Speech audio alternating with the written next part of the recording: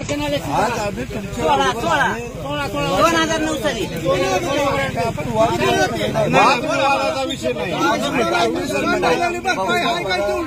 दोन तुम्ही म्हणला भागात जावा नाही ऐका ऐकून घ्या माझ्याविषयी शांत का बोलतो आम्ही तुम्हाला? तुम्ही ज्या वेळेस खासदारकीला उभा राहिला होता त्यावेळेस आम्ही 25,000चा निधी देऊन ऐकून घ्या माझं.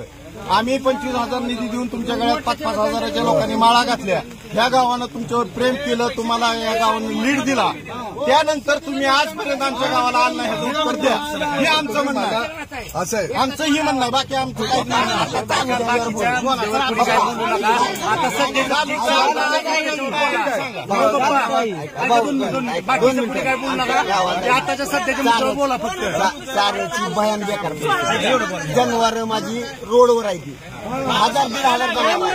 मी 3 दिवस झालं तहसीलदारला बोलतोय, बीडीओला बोलतोय, कलेक्टरला बोलतोय.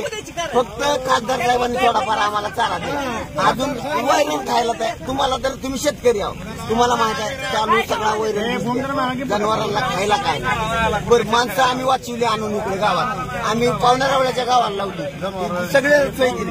आज सगळी माणसं गाव रिकामं केले, पण जनावराचा भाऊ काय आहे का नाही? त्याला चाऱ्याची काय सुद्धा नाही. आरोग्य विभागाला फवारणी करा, आमच्याकडे जाय, महसूलकडे जावा, महसूलनं म्हणायचं कृषीकडे जावा, कृषीनं म्हणायचं ह्याच्याकडे जावा. भाऊ थोडा टाइम तुम्ही ठेवायला हवा त्यांना. आणि भाऊ थांबकी